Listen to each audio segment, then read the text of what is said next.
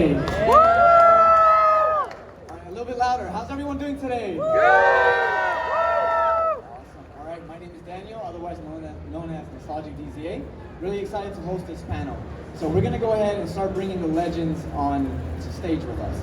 So for each name that I call, please make sure you guys give a loud roar, okay? So starting out, we're going to bring on Ashley Eckstein.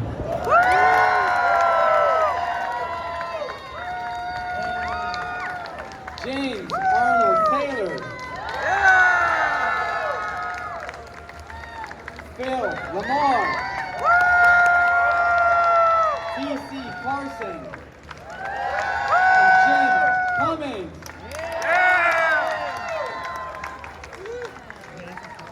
And Catherine Tabor.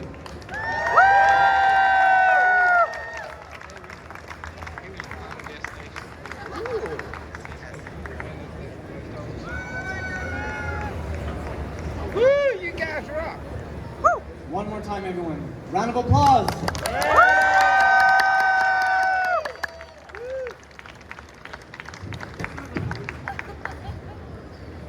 All right. How's everyone doing up here today?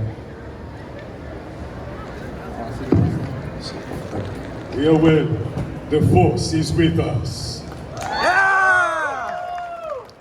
All right. And are you guys all Houston natives? Where are we from, and how are we enjoying Houston?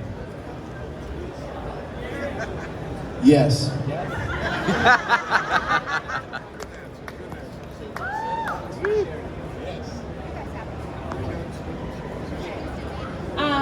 So I'm from Orlando, Florida, but I've been to Houston many times. Any Astros fans out there? Okay. I've been to many baseball games, probably about 30 Houston Astros games. So I'm kind of like a Houston adoptee, right? Yeah! That is amazing. Okay, so jumping right in. Star Wars is a beautiful franchise, right? So many wonderful memories attached to it. Obviously, this is what we're all here for, right? Star Wars, right, everyone? So, I was here for the Loud House panel. Oh, I'm kidding. and what was it, honestly, being part of such a beautiful franchise that George Lucas created? Well, it's always a joy to get to be a part of a universe you grew up watching. Yeah! I was 10 when that Star Wars movie came out. I wasn't. You weren't even born yet, Jim. I wasn't even born yet. Yeah, that's That's it. right. It's coming back You were to me just now. a wee little kid. It is amazing to be a part of a galaxy far, far away because of all of you. You have all made it amazing because Clone Wars was like this weird new thing. And who's this Ahsoka character? And are we gonna like her and all of that? And now, all these years later, you guys helped save Star Wars with Clone Wars, save Clone Wars. Pretty cool. We got to come back and do another season. And it's all because of all of you. So we love you and we thank you. Yes. So, Ashley, this is for you. So, you voiced Ahsoka from a teenage Padawan to a wise leader. What personal growth paralleled your own journey with her over the years? Oh my goodness. So the question was, I voiced Ahsoka from a young Padawan all the way to a wise leader in Star Wars Rebels. Now, I was always older than Ahsoka. I was 25 when I started voicing Ahsoka, and Ahsoka was 14 when we met her. But in many ways, I still feel like I grew up with Ahsoka.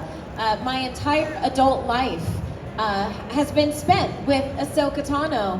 And in many ways, life has imitated art. I've gone through some of the same lessons that Ahsoka's gone through. And actually, when we meet Ahsoka in Star Wars Rebels, she was in her early 30s at that point. I was the exact same age as Ahsoka in real life as she was in Star Wars Rebels. So that was pretty cool. But I think the reason I say Ahsoka lives in all of us is I think we all have a story of how we grew up with Ahsoka. A lesson that Ahsoka learned, we learned. And so at this point, you know, is she's taken up a place in our heart and in our mind and in our soul, and I really appreciate all of you sharing your stories with me. It's meant so much for me to hear. So Ahsoka lives in all of us now.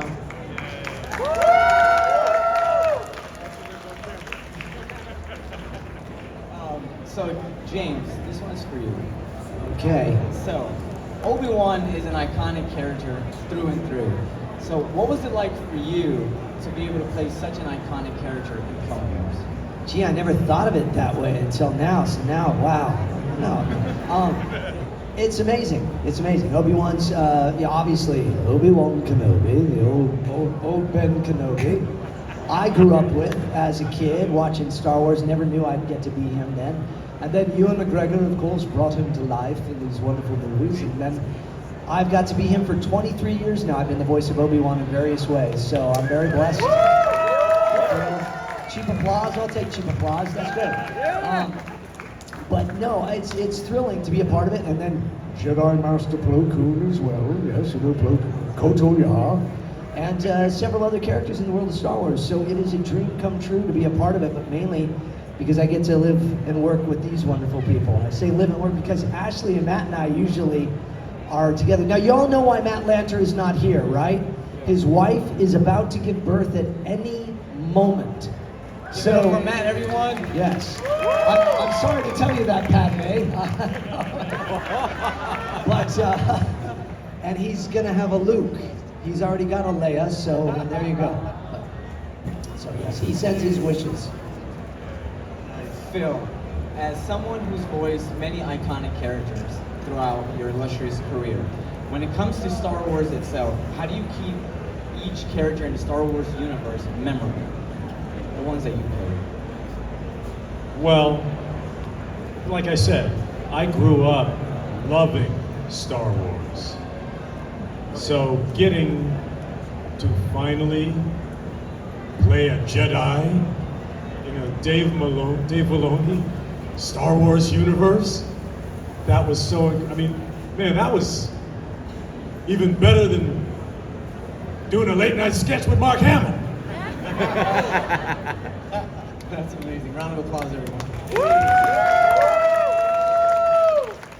Catherine, this one's for you. Yes. So, Padme's strength and political role were expanded deeply into Clone Wars. What was it like to portray her beyond the love story? It was really cool. It was an honor because I was a big fan of the character of Padme, and Matt and I felt very blessed to get to expand on these characters that, you know, everyone had seen and loved, or not loved in the case of, you know, depending.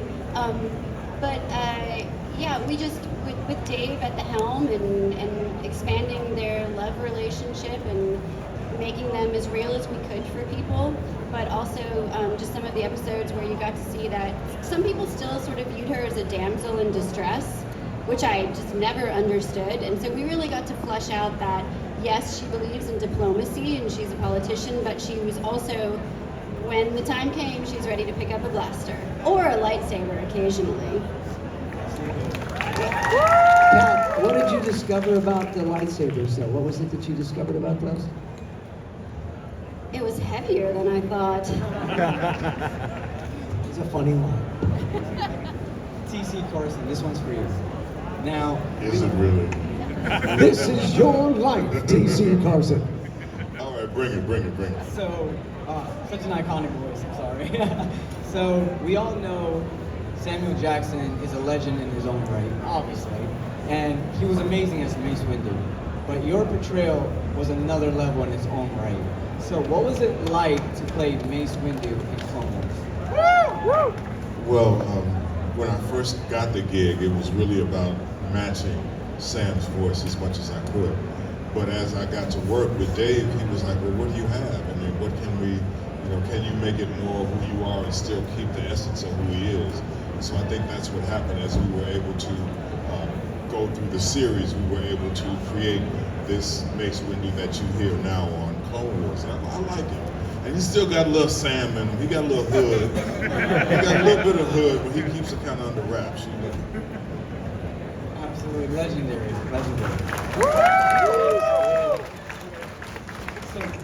Jim, Hondo's the ultimate lovable scrounge for sure. How did you find the right balance between danger, charm, and comic relief? Oh boy, I don't know. Dang, what was that again? Are you sure? Can you break that? Can I answer that in parts? No, I'll be here all night. I actually kind of gravitate towards guys like that. The thing about Hondo is, the way I think about it is, if you're playing cards with him, you're in trouble. Shame on you. I hope you have a big wallet, because he's not going to leave until you don't have a big wallet. But you can probably trust him with your kids. You know what I mean? And that's not a bad guy. That's a pretty good bad guy. And I kind of gravitate toward those kind of guys. There was a guy, Don Carnage in Chippendale Rescue Rangers, Tailspin, I said, and he was kind of he was an air pirate, and Hondo's a space pirate. So go Pirates! What can I say? They're always cool. They always have a good time. Thanks. Thank you so much. So this question is for everyone. Now, besides the characters you obviously played, which character was your personal favorite and why? Okay, I'm going to answer and say Hondo because I got to witness Jim create Hondo like literally in the moment. So Dave, I don't remember, the exact direction he gave you, but obviously if Jim Cummings is in the studio, you let Jim Cummings do his thing. And he literally just came up with Hondo on the spot, and it was just watching brilliance work. It was so bless cool. Your heart. God love you. Well, thanks. You know, for what it's worth, it's Hondo, and I accidentally invented this years ago. If you do a terrible impression of a really famous person everybody knows, nobody knows who you're doing, it's a new character. And if you do a perfect impression of somebody everybody knows, you never know. Hold on to it. You might be able to use it. And if you take two good impressions of two famous people and put them together, like I did with Hondo, Charles Bronson and Yul Brynner, they would have a nasty looking kid. But he'd sound like Hondo, I think. It probably looked like Hondo It too. probably looked like Hondo too. So anyway, that's where Hondo came from, Charles Bronson and Yul Brynner. Wow. You know, he's got sort of an accent, but you don't know where the hell he's from. Where is this guy from? Well, now you know. I think I'm from Florence. Okay. We're See talking you about there. favorite characters from Clone Wars or Star Wars? Well, it's still the same actually, so it doesn't matter. My favorite character has always been Yoda, just because I just think he would be such a good master to have and to listen to and get advice from. What was the question?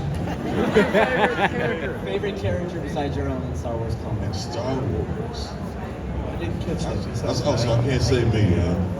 Okay. I like Jar Jar Binks. Jar Jar Binks is cool because he's not a linear thinker, but it always works out. And sometimes my life is like that. I love the Padme Jar Jar episodes, I gotta tell you. Well, I'm pretty clear that my favorite Clone Wars character was Ahsoka. Because this, Star Wars legend having a Padawan brought a new vibe into the Star Wars universe, which is probably why my son was so excited to finally go see Star Wars in a theater when it was the 4 episodes of Clone Wars. Thank you, Phil. And James, you've always been so kind. James has been an Ahsoka fan from day one too, so y'all are so kind. Thank you. I was going to say that, yeah. Ahsoka, because as Ashley's talked about many times too, Ahsoka was the eyes and ears of us as the audience. So she experienced Star Wars as we experienced Star Wars. Yeah, and Darth Vader was never the eyes and ears of us. No, not much. And Ashley has killer hair, y'all. Has anybody not noticed? Come on, let's give it up. So, there have been many special moments throughout Clone Wars, right? Some that I'm sure, or many that we hold near and dear to us. So are there moments to each one of you that just sticks out more than the other, either because where you were in that lifetime, or just like the message in itself, or just because you liked it, and what would it be and why?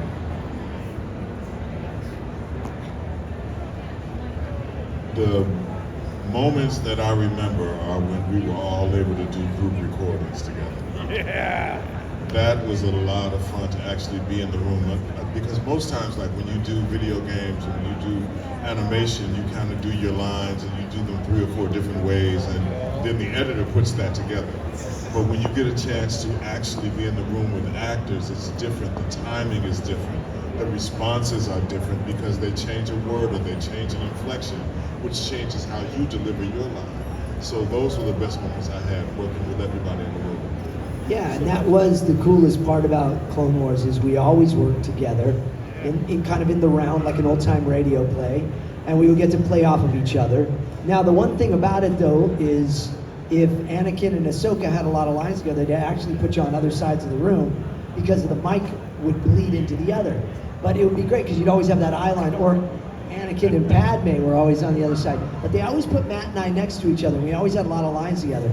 And I think it was just because Dave would always be like, I like watching my Obi-Wan and Anakin be together and do their thing. That's my Dave. I always have to do my bad Dave Filoni impression.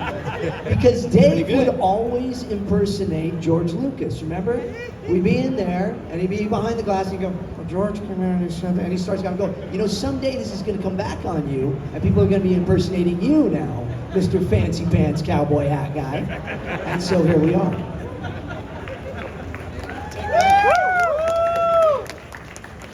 That's amazing. Okay, so fan engagement, that's really important, you know. Star Wars Clone Wars came, I would say it's timeless and a classic because it came at the right time. And there's just so many beautiful meanings within the show itself. So when looking back and you see all these wonderful fans that come to your tables and share their stories, what is that like for you to know that you were such a big part of their childhood? Well, for me, and I mean this from the bottom of my heart, and I've told many of you, this is my favorite part about being the voice of Ahsoka. It's this. It's getting to know you. I have several of you, friends out there. I have a photographic memory with faces. Yes, I know, my friend Angel, yes. So I remember people time and time again, and I consider us friends once we've met. You know, Anna, and how blessed are we that we get to travel the world and geek out with fellow Star Wars fans. I mean, that is just the best job in the entire world. So, just as excited as you all are to meet us, we are just as excited to meet you and to see your art and to hear your stories and to hear what Star Wars means to you. You know, I just shared a story with someone right before this panel about how during 2020, when the final season of Clone Wars came out, you know, it was such a dark time for so many of us. And leave it to Star Wars The Clone Wars to deliver hope, even though, I mean, Order 66 is not really full of hope, but to deliver us hope, something to look forward to during such a time of uncertainty. So we share a bond that is unbreakable, and we are truly grateful for you. Thank you.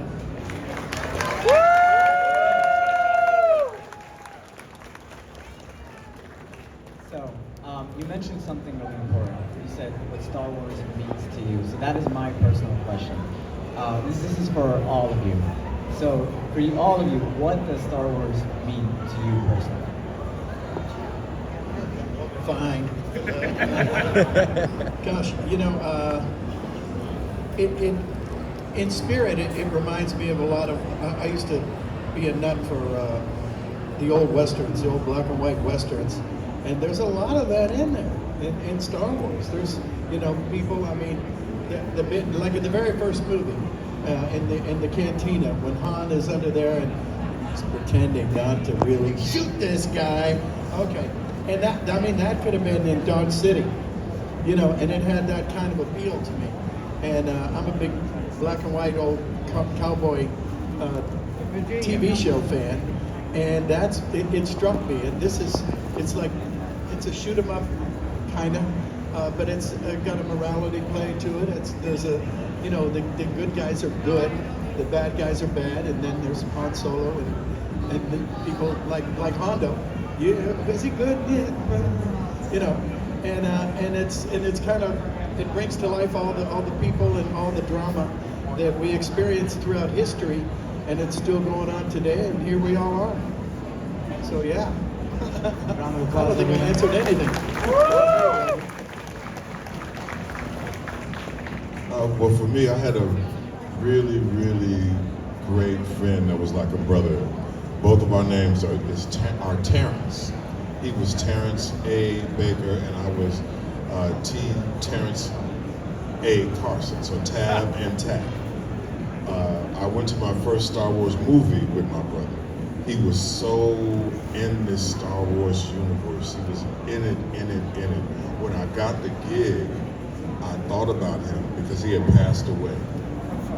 And it is a way to stay connected to somebody who I really, really admired. He was a wonderful actor, great voiceover actor as well, lots of commercials.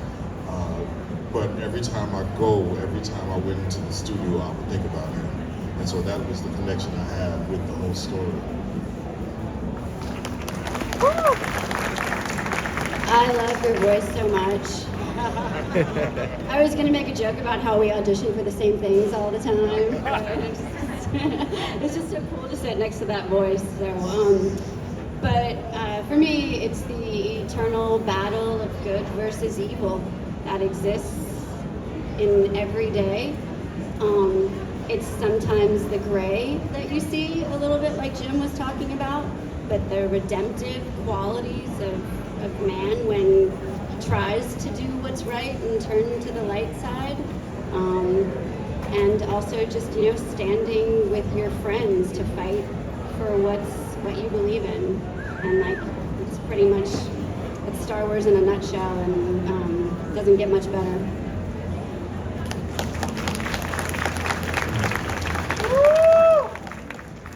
Yeah, well, I always worshipped the Star Wars universe because I loved it so much watching this long time ago in a galaxy far, far away. It made me finally get into sci-fi. And when we finally started doing Clone Wars, it got even better. It got more heart into it. So I'm a Star Wars worshiper. Wow, no pressure. All these great answers, and now I got to come up with something. I hope you're thinking of something, Ashley. Ashley always knows how to bring it home, though, so we got that. Star Wars, yeah, so for me, I saw Star Wars when I was 7 years old the first time, and yes, I'm dating myself there, but 7 years old when Star Wars came out, and I saw it in a drive-in movie theater, and I remember the coolest thing about it is kind of like Jim was talking about. Before that, we had 2001, we had Logan's Run, we had all these really cool sci-fi movies, but everything was pristine and perfect. And Star Wars was filthy, it was dirty, it was the old West. Nothing worked, you know, this hunk of junk and banging on the side. It became real. If space was going to be real, it was Star Wars, and it's probably impossible for half of this room or more to actually kind of know what it was like to have a world without Star Wars. But there's a couple of us on the stage that might know a world without Star Wars. And it is much, I'm not talking about you. I'm talking about Ashley and I. But it changed the world. And what's amazing is that you're all still here signing up for it. And by the way, we got David Acorn over there, we got Nika Futterman, we got D. Bradley Baker, we got Star Wars all around this room, people that were part of the Clone Wars. Please go and see them at their booths and stuff and tell them how much you love what they do, because it's an amazing little world that George Lucas just thought up in his brain one day, so I'm grateful he did. Well, I already answered. To me, Star Wars means hope. And one of my favorite fortune cookies, you know the fortune cookies that were at the beginning of every Clone Wars episode? My favorite one said, "Never give up hope, no matter how dark things seem." And it's so true. And I think Ahsoka is the epitome of hope. Round of applause, everybody. All right, so now, before we get into our next segment of hearing all the wonderful questions, you guys can go ahead and line up right here. Awesome. And you mentioned hope, so I do want to stretch on that, and that's my own personal testament. So many of us grew up in broken homes, rough childhoods, never knew what tomorrow may look like, and just trying to survive, and that was it. So really, what you all did during those times when we needed it most, you provided hope. George Lucas created it. You guys were the perfect recipe, the perfect spices, everything. So I just wanted to say thank you so much. And whenever we get to see you in person or have you on stage or even come to your booth, it means so much because you are heroes for so many. So.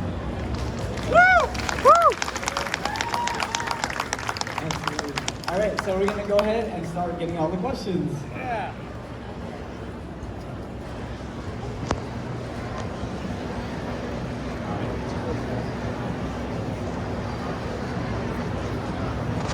Hello, my name is JC. I was wondering, this is kind of a deep cut question, but I don't know if y'all remember the Star Wars Clone Wars Decoded episodes that they ran for 2 seasons, where they would basically show like the in-between what was going on in the scene, but not like, it's kind of confusing, but was there ever a chance of continuing that potentially in the line? Because it kind of stopped abruptly. You know, so the Decoded, Star Wars Decoded, yeah, the Clone Wars Decoded is what you're talking about. Well, the thing is so we were always 2 years ahead. We started the show 2 years before the show came out, so we were always a couple seasons ahead. So when we finished, we were working in season 7, almost season 8, and then Star Wars got canceled. Back before canceled was a weird thing. And so then we finished season 5, and then they came out with these season 6 ones that was kind of a mishmash of ones on Netflix because they kind of went through them all. And then I think a lot of the storylines, actually, you can speak to that, bled into Rebels with Ahsoka and such.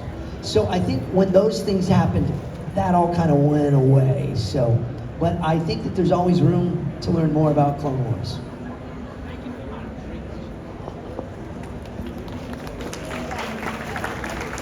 Hi guys, I'm Ashley. I've met a lot of y'all. In his honor, since he's not here, I thought y'all could share some of your favorite Matt Manter stories. Hold it close. She said, in his honor, since he's not here, can we share some of our favorite Matt Lanter stories? I don't like it. Well, Matt and I are neighbors. He actually convinced me to move into the neighborhood, but what he didn't tell me is his house is up on the top of the hill. So he has the high ground.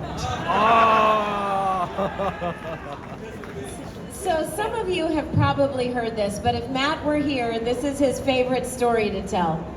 So Matt was actually a recast. So there was an Anakin before Matt. There was another Anakin for about 6 months. His name is Matt Lucas. He's so talented.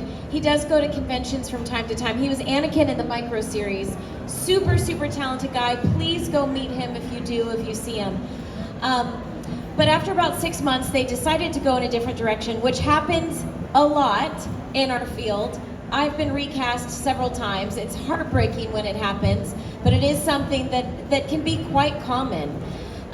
So Matt Lanter, we had all been working together for about 6 months by the time Matt came in.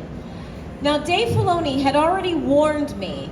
He said, hey, just so you know, a lot of people are gonna want to ship, meaning like Anakin and Ahsoka, meaning, you know, want something romantic between the two of them.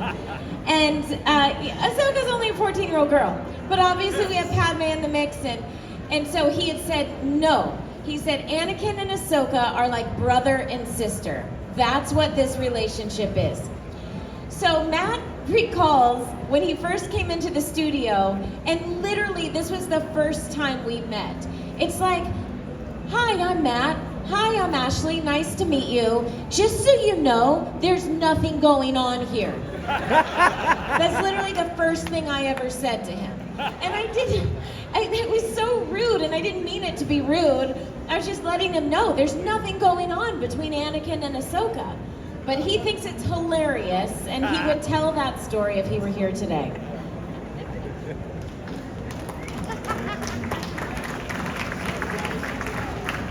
I'm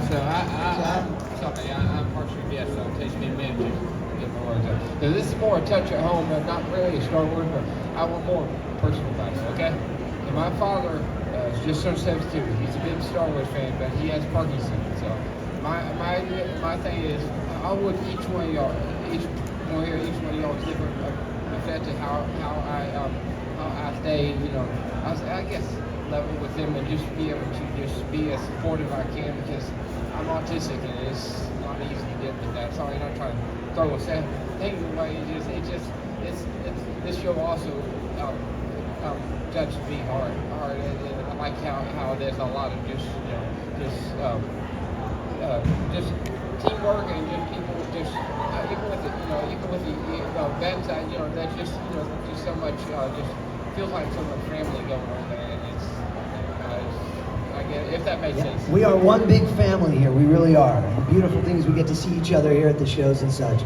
So our best and our prayers to you and your father dealing with Parkinson's and all. Thank you for sharing that, and God bless you. We're glad that Clone Wars brings you all together. Thank you. I appreciate it. His name is Dwight, so if you don't want to keep him in prayers, it would be a lot. Absolutely. We'll say a prayer for Dwight. Yes. Thank you so much. God bless you.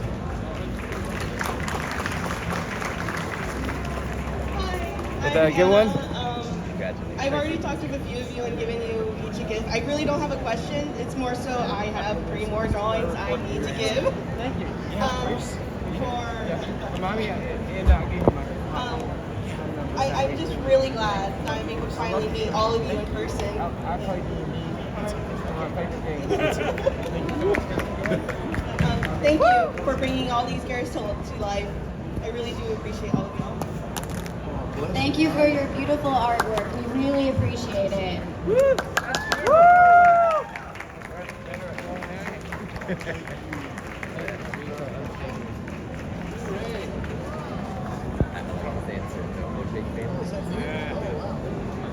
Wow. Did you get them right? Wow. I've never looked this good. Yeah! Who's this dashing guy? That's not me. Wow, thank you. Look about 20 years younger. Yeah. Thank you. Hello, my name is Danielle. I just wanted to say, Ashley, you were so amazing and such a feminist inspiration because her universe, let's go women. I just wanted to say, what is something you wish your character could tell themselves after everything they've been through? What is something you wish they could tell themselves? Something you wish your character could tell themselves or us. Yeah. So Hondo, what would Hondo say to Hondo? Jim. Keep up the good work, my friend. Yeah! I love to love you. Actually, I think that is kind of what he would say. He's his own big fan, that's for sure. But don't worry, just make a nice contribution and I will see to it that your money is invested wisely because I care about you. Yeah! Hondo for office, yes. Stay away from planes with snakes.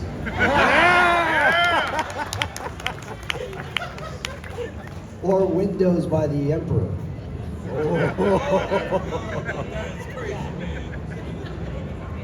Speaking of the Emperor, Padme would tell herself not to trust white-haired dudes whispering in her ear in English accents.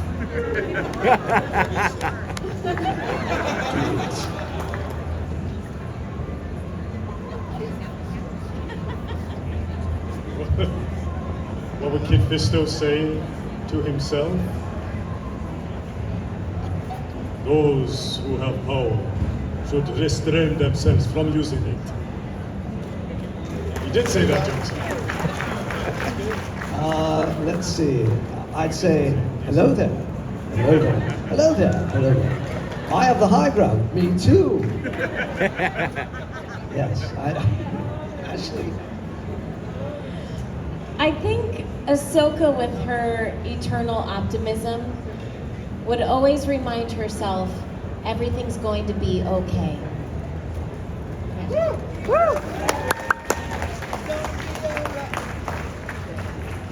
Hi, my name's also Danielle. So you guys mentioned earlier that sometimes you guys would be in the booth all together, you know, working on episodes. Was there ever a time where you guys were just having trouble getting through one of those sessions because you guys were maybe cracking up too much or, you know, things of that nature? Okay, I have shared this before. There was the planet Serapis, and I couldn't get through it because there's no way to say it without saying the word piss. And so it's like, we're going to Serapis. And then I would laugh. And then I'd be like, we're going, Master, to Serapis. And then I'd laugh, and I could not get through it. So if you ever need to make yourself laugh, just say Serapis. And it's so funny. That's the most you'll ever hear Ashley Eckstein swear, by the way. And I think when I watch those commercials at night, it's always, ask your doctor to try Serapis. I remember like we had really talented people on the show, and some of them are just so funny. And when you would get like 2, 3, 4 of them in a room, and they can all do impressions, and they're just like so on it, so quick. It would be shocking to me sometimes that we would actually finish an episode because it was just hilarious. And yeah, and like Ashley and I talk about like, because we were newer, it was like going to Harvard for voice acting, because we were just around these people who could just, you know, like Dee, who should be here, you know, just he could just do a creature out of nowhere, just like completely out of nowhere, something you couldn't even imagine that a human could come up with. He just did it. And then something else is happening over here, and it was, I think our job on the other side is probably even better than what you guys got to see, so. Awesome. One more time for the amazing cast of Star Wars Clone Wars.